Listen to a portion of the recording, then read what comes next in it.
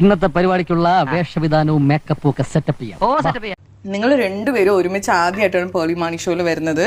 ഞാനിവിടെ ഒരു 52 എപ്പിസോഡ് ചെയ്തു. ലൈറ്റ് ഓഫ് ആയി. ഇവിടെ ആരോ കാല് തട്ടിയതാ, കുഴപ്പമില്ല. അയ്യോ അയ്യോ സോറി സോറി സോറി. ഓക്കെ, വയറിളക്കി കിടപ്പുണ്ട് ഇവിടെ ഏറ്റവും കൂടുതൽ വന്നിട്ടുള്ള ഒരു ഗസ്റ്റ് ആരാ ഈ സ്റ്റുഡിയോയിൽ ഏറ്റവും കൂടുതൽ വന്നിട്ടുള്ളത് അല്ലേ?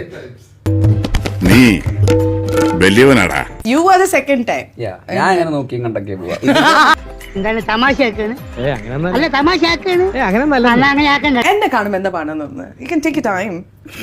എടാ സോറി, ഞാൻ കളിയാക്കാൻ ചിരിച്ചല്ല. സാരില്ല, ഇത് കേൾക്കുന്ന എല്ലാവരും ചിരിക്കാറുണ്ട്. പേർലിനെ കാണുമ്പോൾ എനിക്ക് എന്ത് പാട്ടാ പാടാൻ തോന്നുന്നു? ഞാനൊരു ഫ്ലിപ്പ് തരാം.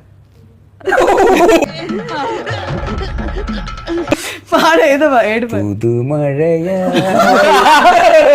കഷ്ടം കേട്ടോ. മോശമായി പോട്ടോ, ഭയങ്കര മോശമായി പോയി. ഇപ്പോഴും ഞാൻ പ്രൗഡായിട്ടിരിക്കുന്ന ഒരു ചൈൽഡ്ഹുഡ് മെമ്മറി ഉണ്ട്, ഒരു ടീച്ചറെ പറ്റിച്ചത്. എന്താ സംഭവം പറ കേക്കട്ടെ.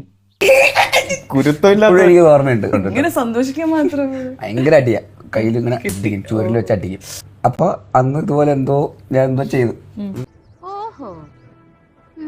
അടിക്കാൻ നേരത്ത് ഞാൻ കൈ നൈസായിട്ട് വലിച്ച്, അപ്പൊ എനിക്ക് അടി അങ്ങനെ കൊണ്ടില്ല. ടീച്ചർ വിചാരിച്ചു എനിക്ക് അടി കിട്ടിയത്. ടീച്ചർ വന്നിട്ട് അടുത്ത ആളുടെ അടുത്ത് പോയി.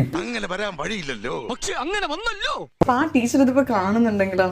എന്നെ വീട്ടിലൊന്നും നല്ലതായിരിക്കും ചിലപ്പോ. ഒരു സീരീസിൽ അഭിനയിച്ച ഒരു പെങ്കൊച്ച് എന്റെ ഭയങ്കര ഫാനാ. എന്റെ അടുത്ത് വന്നിട്ട് ഹേ ബേസിൽ ഐ ലവ് യു എന്ന് പറഞ്ഞു.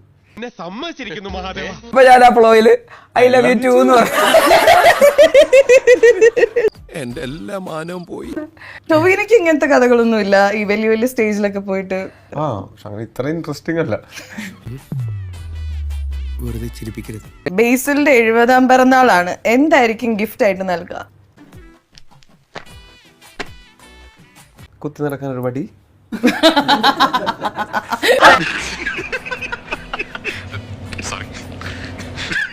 അയ്യോ പറഞ്ഞോണ്ട് നേരം പോയി അറിഞ്ഞില്ല. ഞാൻ പോട്ടാ.